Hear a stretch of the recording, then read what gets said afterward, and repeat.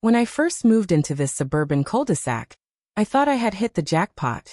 Quiet streets, neatly trimmed lawns, and kids who actually rode bikes instead of staring at iPads all day. Then I met the HOA. I didn't even get to unpack my boxes before a woman in a neon visor knocked on my door with a welcome packet that looked less like community guidelines and more like the U.S. tax code. She introduced herself as Karen, HOA president and self-appointed sheriff of our zip code.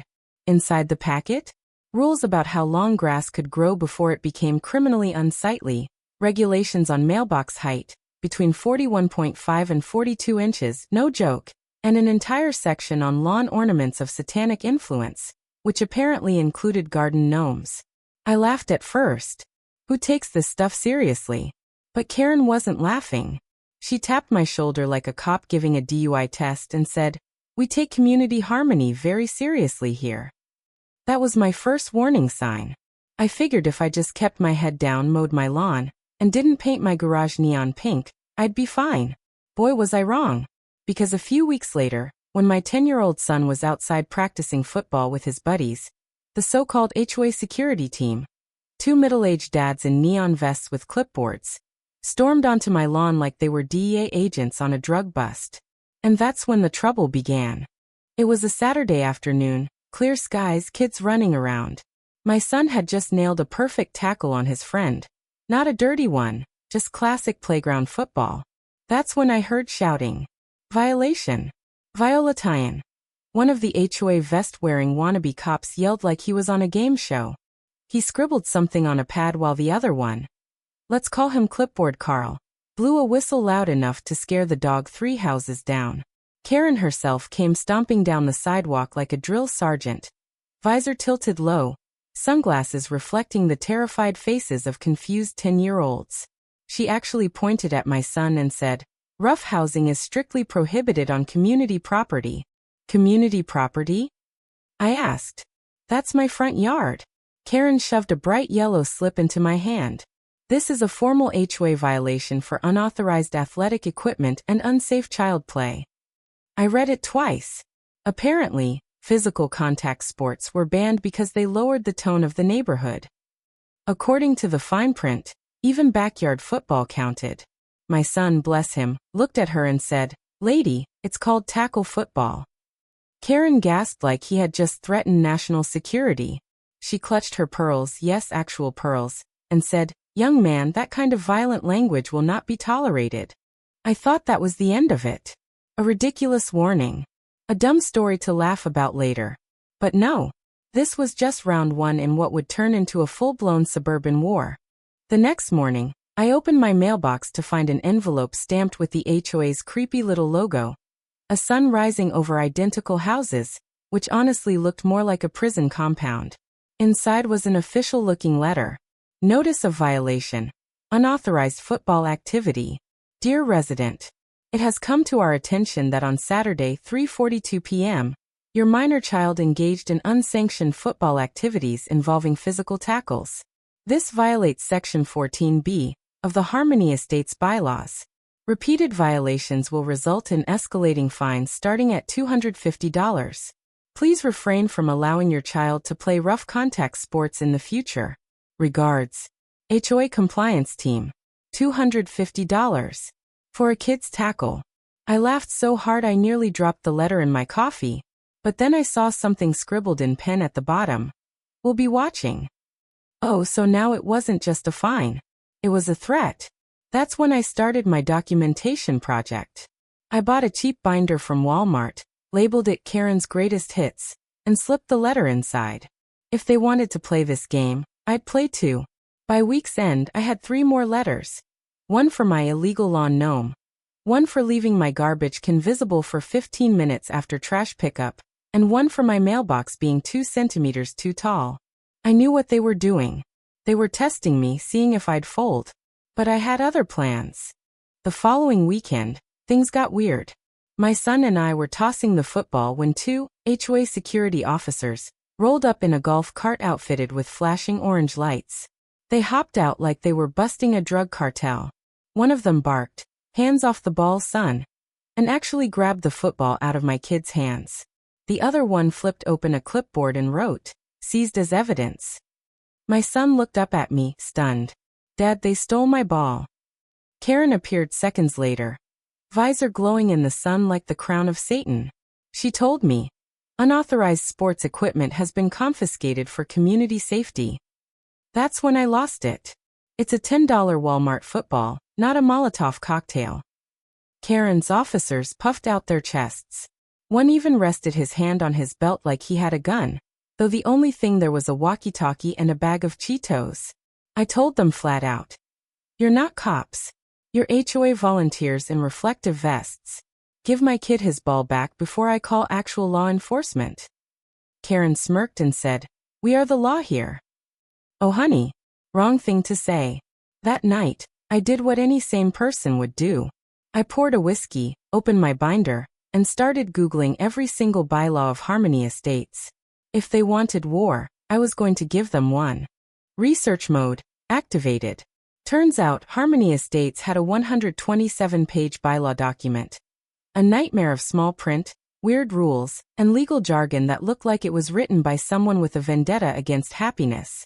I stayed up until 3 a.m. reading it, highlighting every contradiction, every loophole. And then I hit gold. Rule 23. See, no resident shall operate a business from their home that causes increased foot traffic.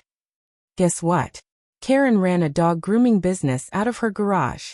Every Saturday, SUVs lined up outside her house as she shampooed golden retrievers like some kind of suburban dog whisperer. Rule 19. All fences must be uniform white vinyl, no taller than 4 feet. Karen's fence? 6 feet. Painted beige. And the cherry on top. Rule 9. HOA board members must disclose all outside financial dealings related to neighborhood property. Karen? She owned the landscaping company the HOA forced residents to use. Overpriced, lazy, and absolutely against the bylaws. I was grinning like a villain in a Batman movie. But I knew exposing her outright wouldn't work. She was too smug, too entrenched. I needed to wait for the right moment. Meanwhile, the letters kept coming. One even accused me of unauthorized seasonal decor, because my Halloween pumpkin was still on the porch in November. I smiled, slid the letter into my binder, and whispered to myself, "Patience. The bigger the storm, the better the takedown." Things hit the boiling point one chilly evening. I was inside, watching a game, when pounding rattled my front door. I opened it to find Karen, her 2 vest-wearing officers, and yet another yellow violation slip. This one, failure to maintain harmonious front yard activity. That's not even a thing. I told them to get off my property. Karen stepped forward like she owned the place and said, "Sir, if you don't comply, we'll escalate this matter." That's when I decided to make a point. I walked calmly to my gun safe, retrieved my AR-15 legally owned, safety on, and slung it over my shoulder. Then I opened the door again, smiled, and said, "Escalate it." You should have seen their faces. Clipboard Carl nearly tripped over his own golf cart. The other one dropped his whistle. Karen went pale, muttered something about calling headquarters, and practically sprinted down the sidewalk. For the record, I didn't threaten them. Didn't point it. Didn't even take the safety off. I just let them know I wasn't the type to be bullied. From then on, things went quiet. Too quiet. Which only meant one thing. They were planning something big.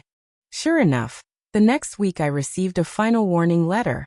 This one accused me of owing $3,750 in accumulated fines for football, garbage cans, pumpkins, and the infamous gnome.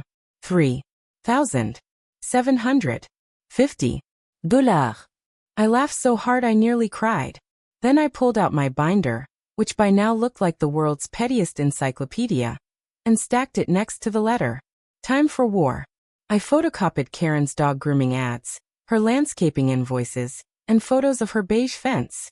I made a little presentation folder, color-coded tabs and everything, like I was prepping for a court case. And then I RSVP'd to the upcoming HOA board meeting. Because if Karen wanted a showdown, I was bringing popcorn.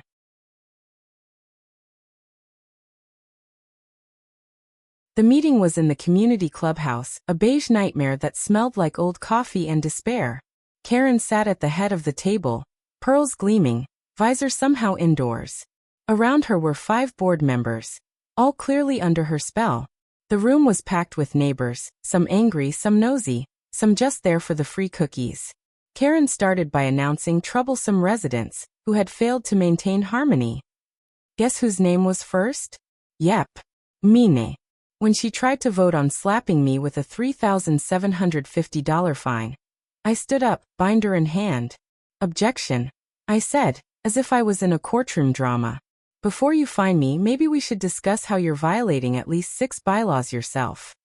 The room gasped. I flipped open my binder and went full lawyer mode. Photos of her dog grooming clients, copies of her landscaping bills, a picture of her fence with a tape measure. Karen sputtered. That's irrelevant. The board members shifted in their seats. One whispered, wait, is that true? The crowd murmured. My neighbor Dave yelled. Yeah, she charged me $400 to mow my lawn last month. Karen's empire was crumbling in real time. And I was just getting started.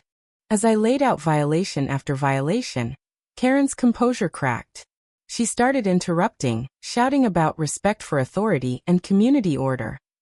But the crowd wasn't buying it.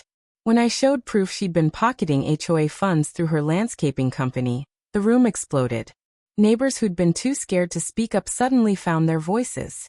Yeah, she fined me for my Christmas lights while her garage had 12 inflatables. She told me my bird bath was demonic.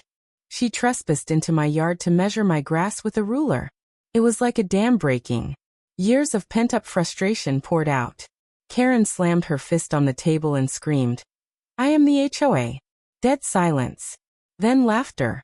Even the board members were chuckling. One of them leaned over and whispered something I'll never forget. I think you just dethroned the queen. With the room in chaos, one brave board member called for a vote of no confidence in the HOA president. Karen shrieked. You can't vote me out. Turns out, yes they could. And they did. The vote wasn't even close.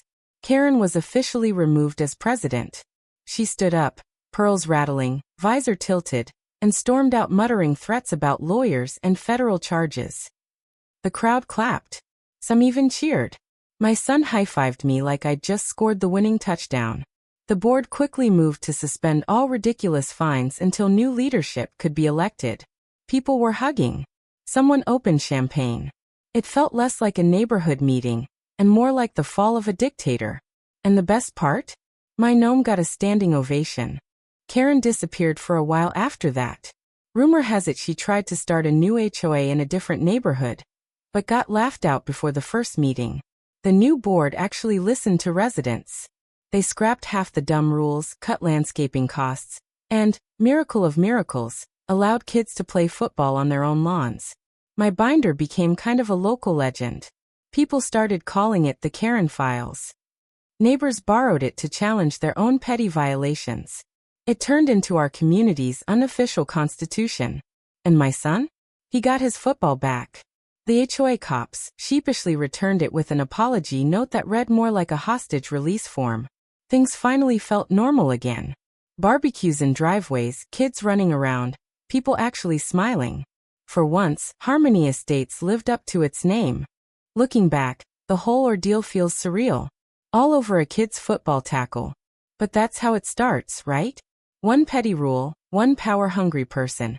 And suddenly you're living in a dictatorship run by a woman in a visor.